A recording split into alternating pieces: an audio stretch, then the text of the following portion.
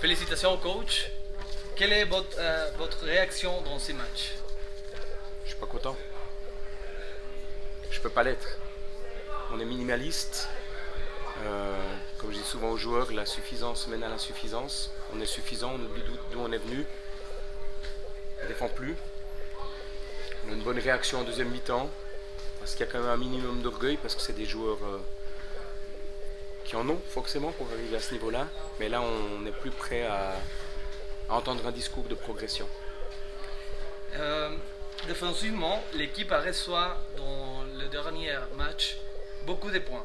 Êtes-vous inquiète par Oui. rapport à ça? Oui, je suis inquiet. Parce que ce que les joueurs devraient comprendre, c'est que plus on défendra, plus on scorera. Parce qu'on aura des paniers faciles. Et là, maintenant, notre préoccupation, c'est de marquer. Je ne connais pas une équipe au monde qui gagne un championnat en gagnant en attaque. C'est bien, super. On marque 106 points contre une équipe qui est décimée, qui n'a pas son joueur intérieur. Où le coach décide en deuxième mi-temps de changer son fusil d'épaule par rapport au fait qu'il a sorti très vite Corda, il a joué à 4 petits, ça nous a coûté très cher, il ne l'a pas fait en deuxième mi-temps, alléluia. Mais non, je ne peux pas être satisfait des points qu'on encaisse. Et quel vœu avez-vous pour cette nouvelle année? Pour l'équipe, pour vous? Prise de conscience. Une prise de conscience qu'on a du talent pour aller chercher quelque chose. Un titre, j'en sais rien du tout, après c'est des mots. Hein. Mais on montre par moments que quand on a un véritable respect de l'adversaire, qu'on peut faire des séquences très très intéressantes, produire un beau basket. Aujourd'hui on ne produit pas un beau basket. On n'a pas de séquences intéressantes, où elles sont trop isolées par rapport à la norme. Désolé, c'est un discours très négatif, mais on ne va pas me refaire. Voilà, c'est comme ça. Bon, la question, vous menez de 10 points au premier quart, ensuite vous faites rejoindre dans le deuxième quart. Qu'est-ce qui s'est passé à la mi-temps? Il s'est passé qu'on a... Ah, à la mi-temps? Vous avez dû remettre les pendules à l'heure? Bon, j'étais très court à la mi-temps. Hein. Je dis que cette équipe, elle était incoachable. À partir du moment où les joueurs sont plus réceptifs au discours qui nous a fait arriver où on en est aujourd'hui, puis qu'on se contente de regarder le classement, et puis qu'on manque de respect de l'adversaire, parce que voilà, ils viennent sans Mehring, qui vont limoger. Ils vont revenir avec un joueur très très fort. Lui et Ballard vont nous donner au troisième tour beaucoup de fil à retordre. On a les moyens, tant qu'on joue la tête droite. Vous n'avez pas mis par exemple leur dire à vos joueurs de jouer un jeu d'équipe sur les deux autres quarts, le troisième et le quatrième. Peut-être que les corps que vous avez perdus, c'était plus en individuel. Moi, je crois que c'est une question d'attitude générale. C'est aussi individuellement qu'on gagne les duels en défense. Et là, on ne fait plus le travail. Avant le collectif, il y a une responsabilité individuelle.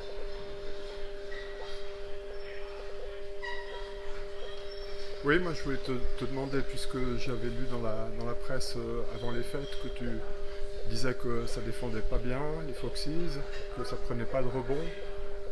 Qu'est-ce que tu avais pensé ce soir? Mais tu as déjà répondu. Mi-temps, 14 rebonds pour eux, 13 pour nous. Ce qui fait l'écart, c'est le premier quart-temps. Ce qui leur permet de revenir dans le match, c'est les 7 points sur rebond offensif. On rajoute à ça de non-respect de nos règles qui veulent qu'on envoie par la ligne de fond. Je ne vais pas être trop technique, mais voilà. Et on ne donne pas le milieu. On donne deux milieux parce qu'on n'est pas attentif, parce qu'on n'est pas dans l'intensité. Voilà, après, la défense, elle vole vite en éclats. Oui, vous avez pris 51 points en première mi-temps, c'est beaucoup. Hein. C'est trop. C'est évidemment trop. Puis quel remède tu as? Se rappeler d'où on vient. Nos premières victoires, on les a construites en défense.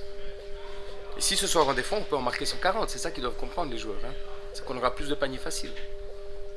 Oui, parce que quand vous avez défendu, vous avez eu une réaction en deuxième mi-temps, vous avez tout de suite pris 10 points, 15 points d'avance. C'est ça. C'est des paniers faciles, c'est des contre-attaques, c'est le jeu spectaculaire de Dequan Morris. Mais tu parlais trop de facilité en attaque aussi dans la presse. Hein. C'est ça aussi qui fait. C'est toujours le risque, hein, c'est toujours le risque. Quand les joueurs sont conscients de leur talent, après le haut niveau, c'est ça. C'est de réussir justement à continuer de construire sur la défense, que ce soit en Euroleague, que ce soit en Playoff NBA, que ce soit...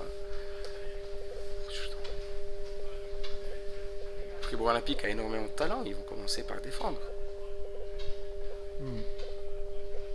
Pourquoi les joueurs ne comprennent pas ce... Pourquoi les joueurs ne comprennent pas? Parce que le coach n'explique pas bien.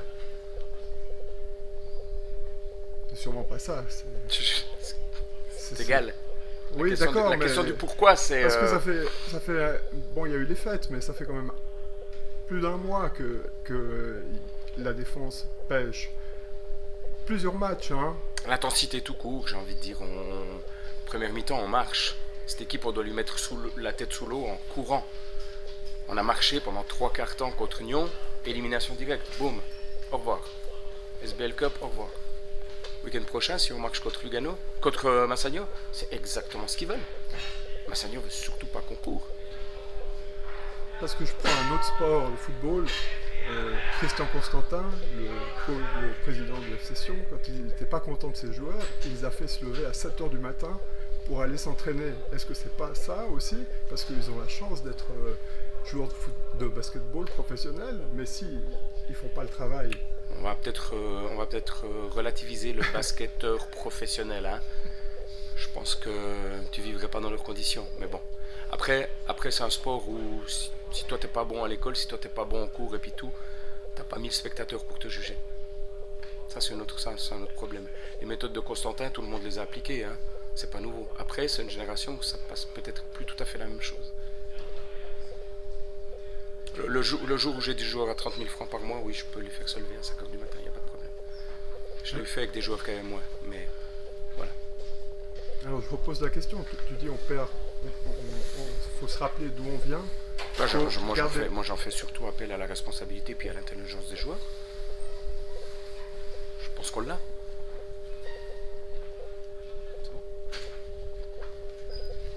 Bon, merci beaucoup coach et félicitations pour la victoire.